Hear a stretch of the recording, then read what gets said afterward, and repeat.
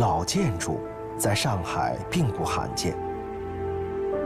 长阳路一带的摩西会堂是上海著名的历史遗迹。这座隐蔽的小院常常吸引外国人驻足。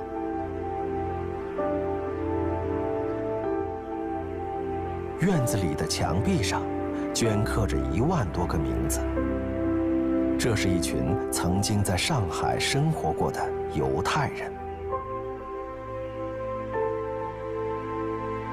摩西会堂是当时他们的宗教活动中心。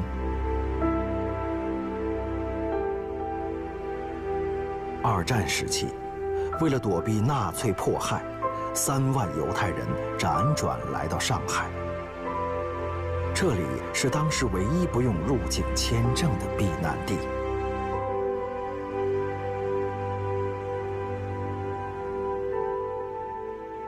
这座雕像定格了一个感人的瞬间。一个上海女人为犹太女孩遮风挡雨。一座城市抚慰了一个民族的颠沛流离。